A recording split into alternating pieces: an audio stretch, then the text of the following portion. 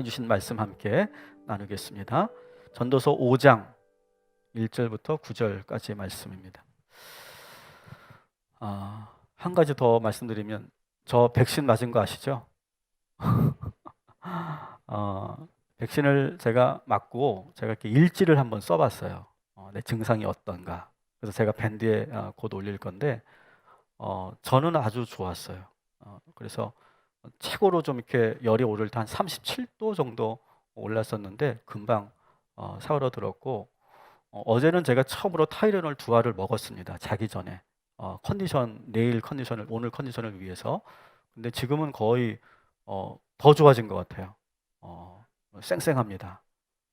그래서 여러분 백신 꼭 맞으시고 절 보고 두려워하지 마시고 물론 편차는 있겠지만 그렇게 우리가 생각한 것만큼 두렵지 않다라고 하는 것을 여러분 기억하시고 많은 분들이 백신 맞으시면 좋겠고 또 백신 맞으신 분들은 저희 교회에 꼭 말씀을 해주세요. 왜냐하면 이 예배 인원에도 영향이 있습니다. 그러니까 백신을 맞은 사람이 10명이면 우리가 10분이 더 예배 드릴 수 있는 그런 여지가 생기는 거거든요.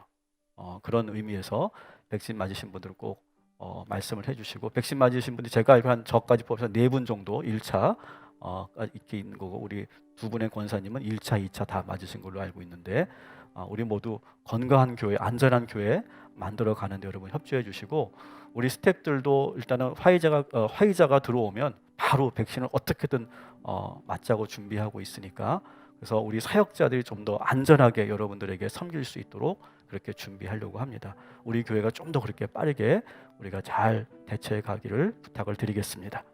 네, 오늘 하나님 주신 말씀 함께 나누겠습니다. 우리 전도서 5장 1절의 말씀을 우리 먼저 같이 읽고 말씀을 이어가도록 하겠습니다. 너는 하나님의 집에 들어갈 때에 내 발을 삼갈지어다.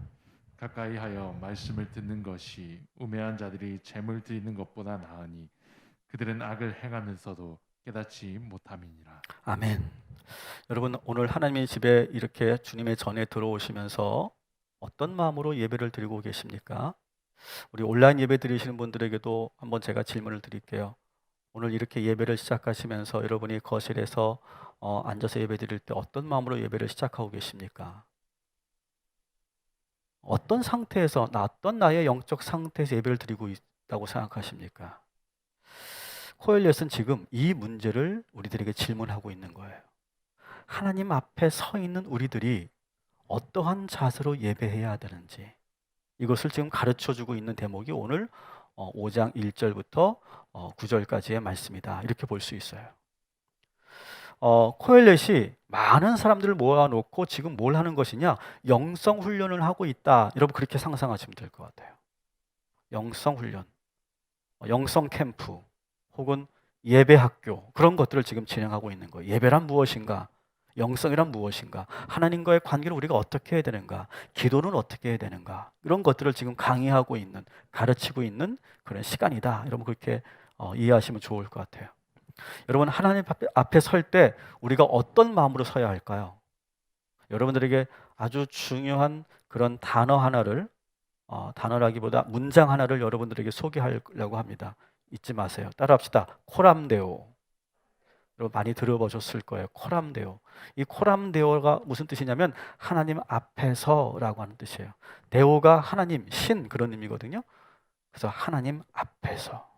근데 이 코람데오라고 하는 이 말을 아주 많이 썼던 계속 보여주세요. 계속 그 가장 많이 썼던 사람이 누구냐면 마틴 루터예요. 마틴 루터는 종교개혁가입니다. 근데 종교개혁을 하면서 수많은 그런 종교 재판을 받게 되고 교황의 신문을 받기도 하고 왕에게 불려가기도 하고 수많은 공격을 받았어요. 그리고 교황의 그 주교들의 그 말 한마디에 이단으로 몰리거나 화형당할 수도 있는 그런 아주 절체절명의 그런 상황이었어요. 루터도 두려웠죠. 사람이기 때문에 두려운 건 당연한 겁니다. 두려울 때마다 이 습관적으로 이 루터가 외쳤던 것이 뭐냐면 코람네오였다는 거예요. 하나님 앞에서라고 하는 거예요. 이게 무슨 말일까요? 나는 지금 교황 앞에 서 있는 것이 아니라 나는 하나님 앞에 서 있는 것이다. 나는 교황 그 위에 계신 하나님을 나는 바라보고 있다. 이렇게 지금 선포하는 것이죠. 이렇게 코람데오를 외치는 순간 루터는 모든 두려움이 다 사라졌어요. 왜냐하면 이제는 교황이 보이지 않고 교권이 보이지 않고 하나님만 보였기 때문에 두려움이 사라지는 거예요. 그리고 하나님이 내 앞에 계시니까 내가 타협할 수가 없어요. 거짓말을 할 수 없어요. 진리를 내가 침묵할 수가 없어요. 그래서 내가 계속해서 싸우는 거예요. 진리를 말하는 거예요. 저들이 나를 죽이려고 해도 내 앞에 계신 하나님이 나를 지켜주실 것이다. 그것을 믿고 확고하게 믿고 코람데오를 외쳤던 거예요. 그러면 힘이 나는 거예요. 여러분들이 그런 놀라운 은혜와 체험이 있기를 주님의 이름으로 축복합니다. 따라합시다. 코람데오, 코람데오, 코람데오. 여러분 힘들 때마다, 어려운 문제가 있을 때마다, 아주 중요한 순간이 있을 때마다, 지금 내 마음속에서 자꾸 불안과 두려움이 생길 때마다 이 코람데오, 하나님 앞에서라고 부르짖을 때 하나님께서 역사하여 주실 줄 믿습니다. 여러분 오늘 이 예배도 하나님 앞에 다시 서는 시간인 거죠. 우리가 하나님 앞에 다시 서면서 우리는 어떠한 자세로 예배해야 되는지 이 코엘렛이 이제 구체적으로 설명하고 있어요.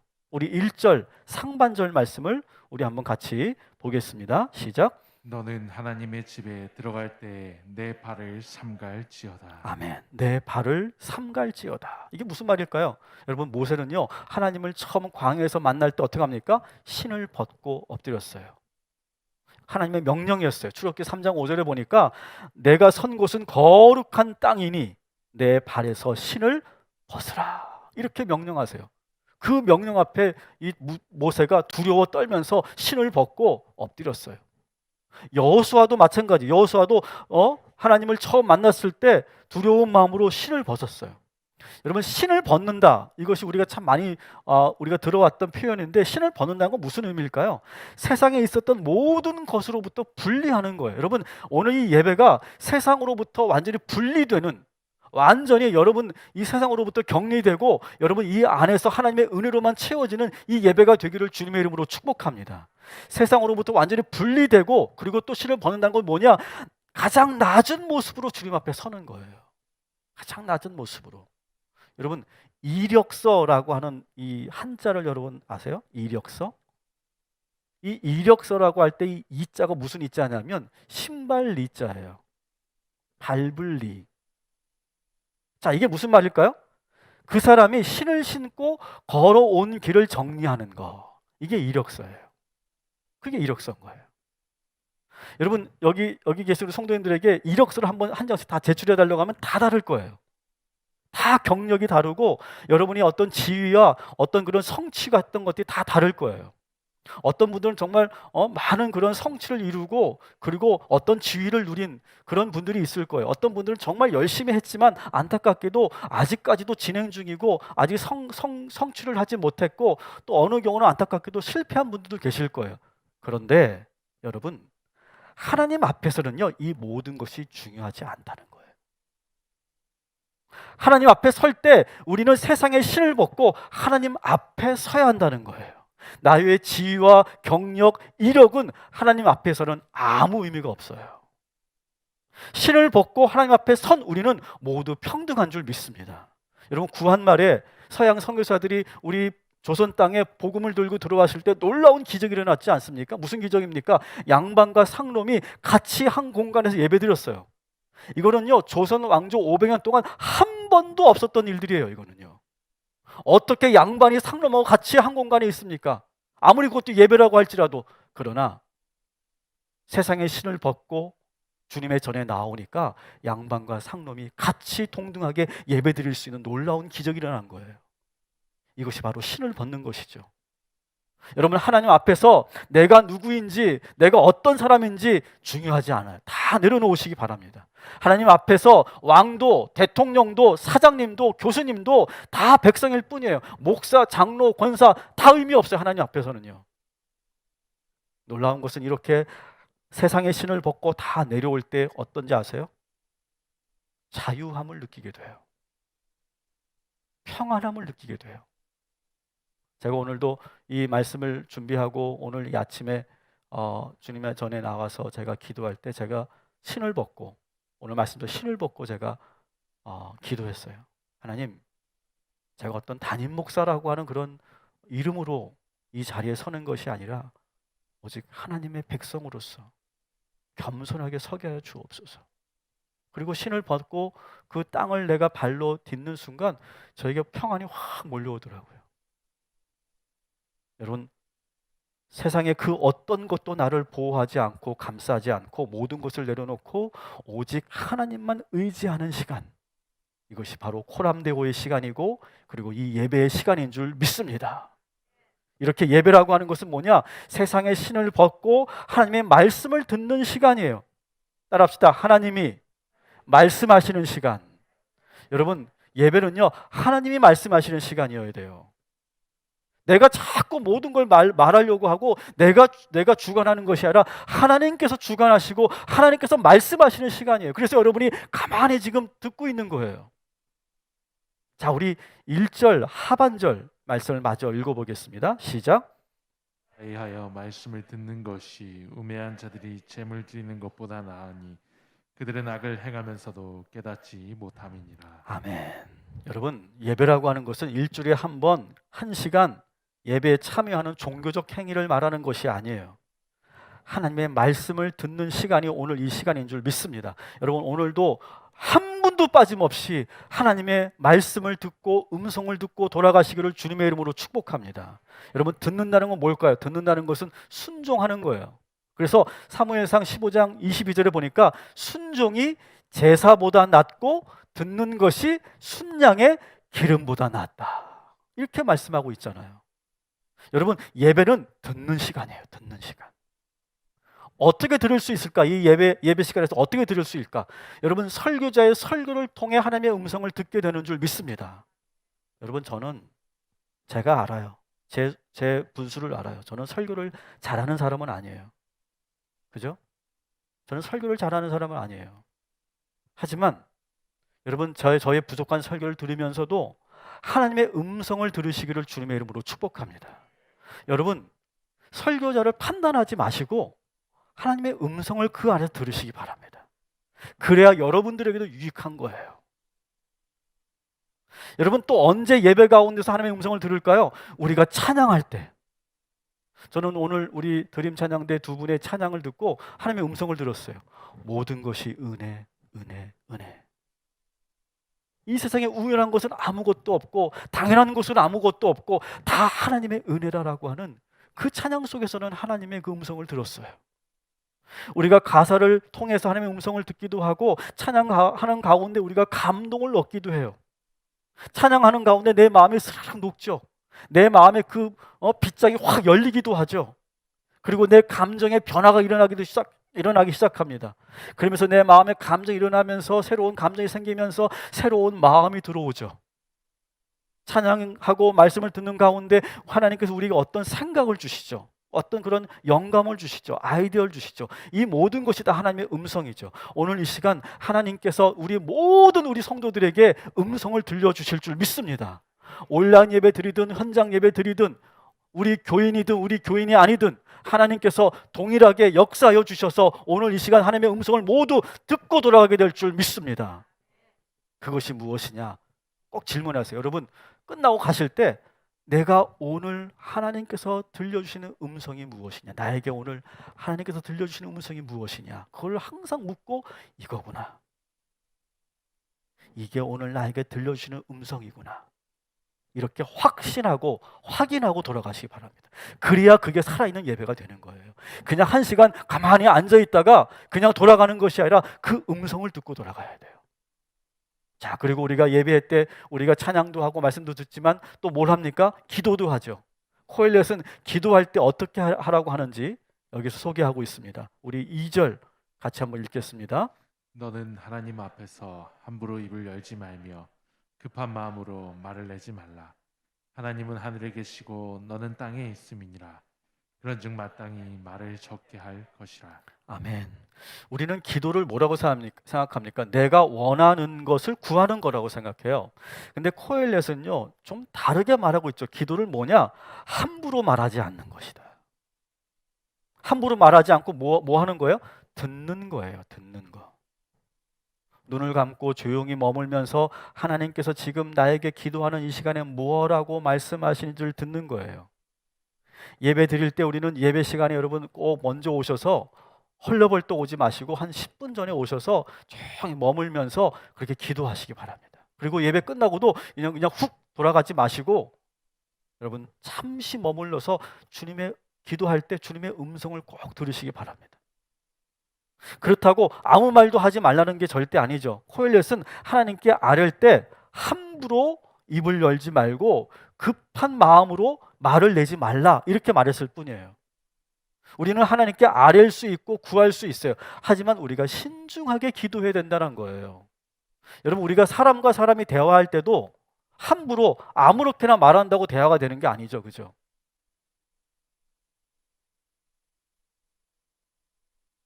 갑자기 대구 사람 이야기가 생각나가지고 조심해야 될 것 같아. 안 할게요. 여러분 대화할 때 서로가 잘 해야 되는 거예요. 아무렇게나 말한다고 대화가 되는 게 아니에요. 준비되어 있어야 돼. 상대방이 어떻게 생각하는지 그 마음을 잘 헤아리면서 대화를 해야 돼요. 그리고 우리가 설득할 때는 더 신중하게 해야 돼요. 많은 준비를 해야 돼요. 어떻게 하면 상대방을 설득할 수 있을까? 그것을 우리가 잘 준비하고 대화를 해야 돼요. 이것이 대화의 기본 원칙이에요. 사람과 대화할 때도 그게 기본이에요. 근데 여러분 우리가 하물며 하나님과 대화할 때 하나님과 기도할 때 우리가 아무 말이나 내뱉고 아무나 즉흥적으로 우리가 말한다고 그게 기도가 아니라는 거예요. 더구나 우리가 하나님께 기도할 때 내가 이기적이고 자기중심적일 때 있죠. 여러분 그때는요 하나님께서 듣긴 하시지만 이렇게 말씀하실 거예요. 석형아 한 번 더 생각해봐라. 내가 원하는 기도가 무엇인지 한 번 더 생각해봐라. 그렇게 말씀하실 거예요. 우리가 기도하면서 나의 기도가 합당한 기도인지 우리가 다시 한번 돌아보는 시간을 갖고 내가 내 욕심이고 내 이기적인 마음에서 나온 기도라면 그것을 내려놓을 때 하나님께서 오히려 새로운 방법으로 축복하시고 역사하여 주실 줄 믿습니다. 그렇게 기도하라고 하는 거예요. 코엘렛이. 그리고 기도하면서 코엘렛은 또 뭐라고 하냐면 우리의 위치를 잘 알아야 된대요. 여러분 2절 끝에 보면 뭐라고 되어 있습니까? 따라합시다. 하나님은 하늘에 계시고 나는 땅에 있습니다. 여러분 이것을 절대 잊지 말라는 거예요. 기도할 때. 여러분 현대인들이 왜 예배를 드려야 될까요? 저는요 우리 크리스찬들뿐만 아니라 저는 정말 우리 현대인들이 이 세상에 있는 지금 2021년을 살아가는 우리 모든 현대인들이 다 예배 드려야 된다고 생각해요. 왜? 이 예배가 중요할까요? 예배를 통해서 우리의 존재의 위치를 분명하게 아는 것이 중요해요.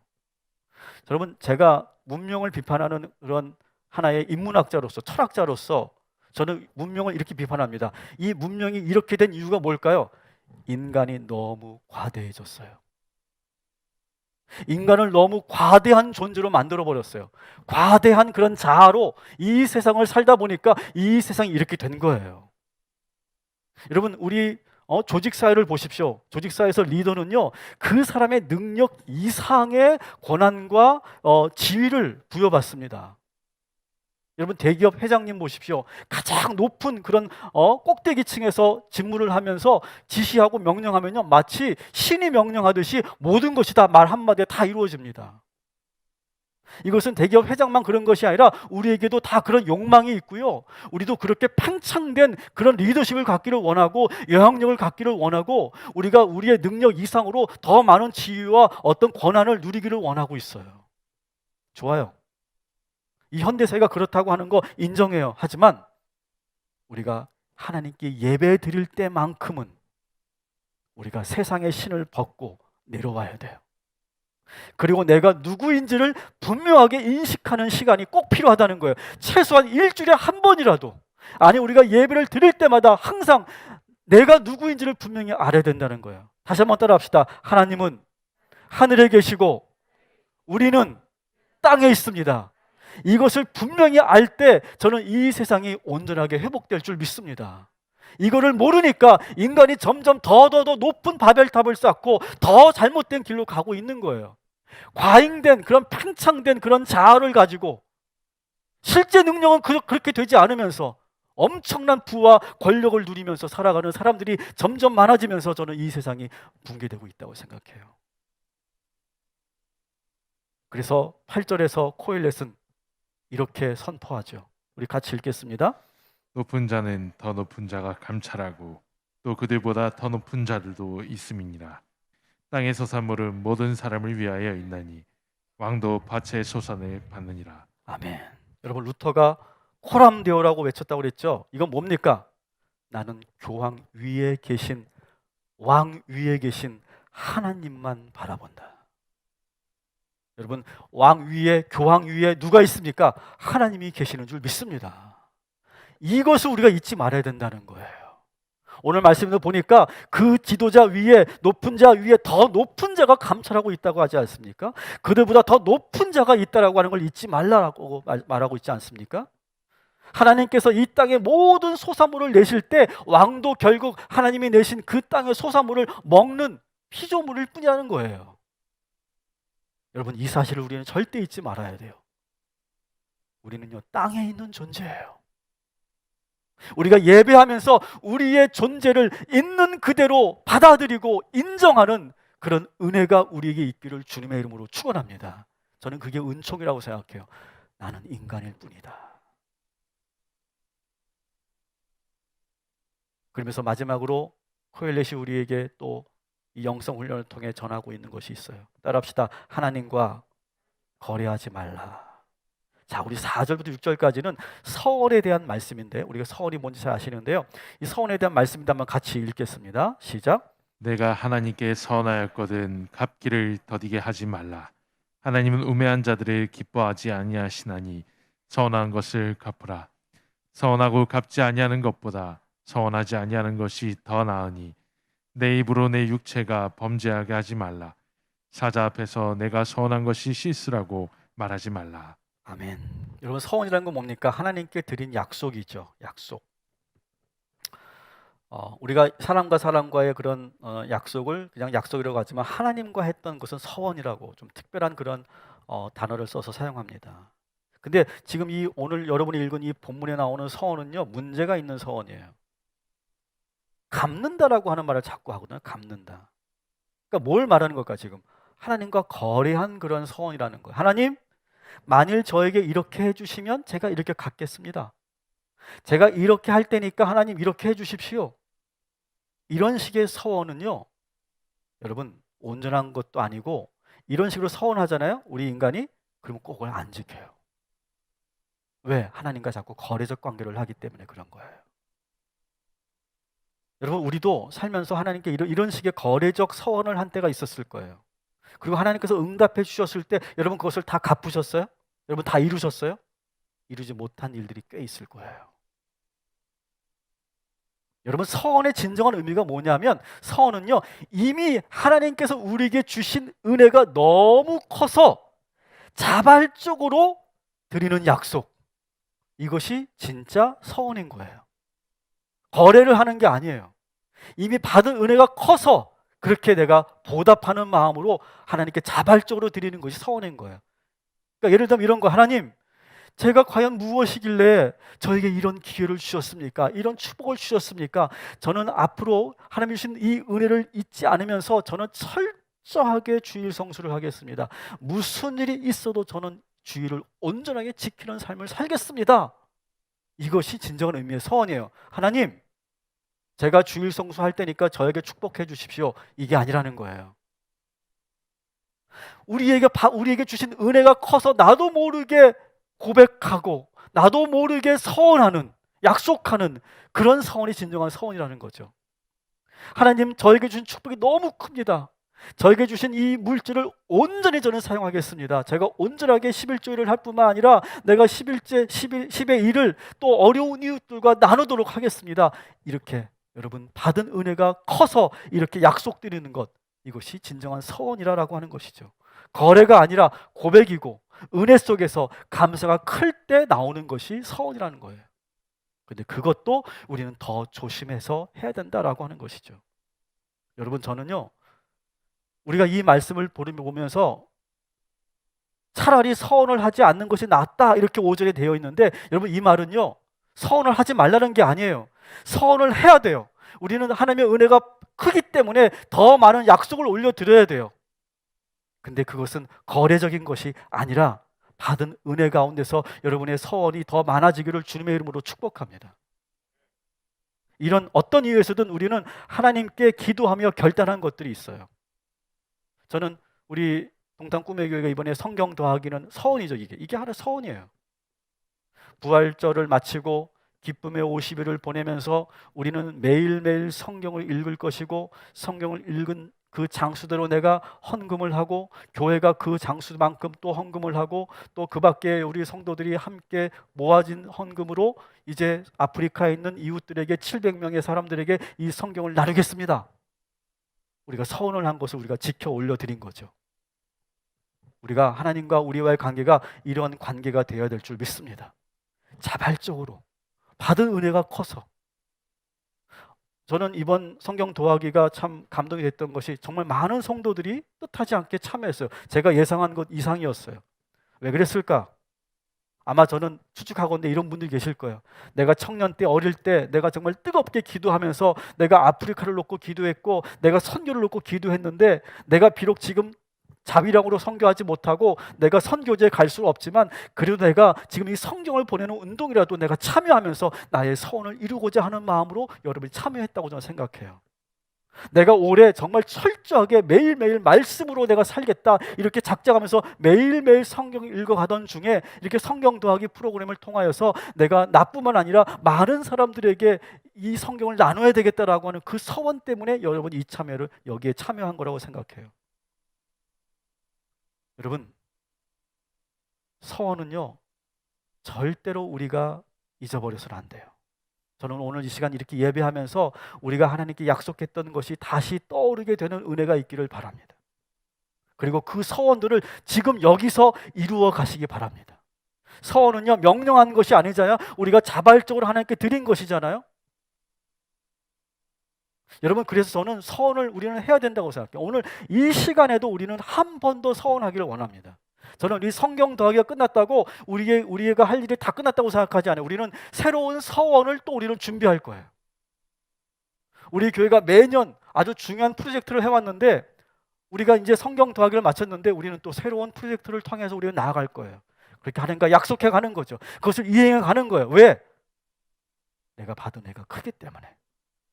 여러분, 그렇게 우리가 서원이 풍성한 우리 교회가 되기를 주님의 이름으로 축복합니다. 말씀을 정리합니다. 우리는 지금 코람데오 하나님 앞에 서 있어요. 여러분, 아무것도 두려워하지 마세요. 정말 저는요 이 코람데오만 외치면 하나님께서 우리에게 능력 주시고 담대함을 주시고 지혜를 주시고 명철을 주시고 방법을 주실 줄 믿습니다. 그리고 하나님만 바라보세요. 코람데오라고 외치면서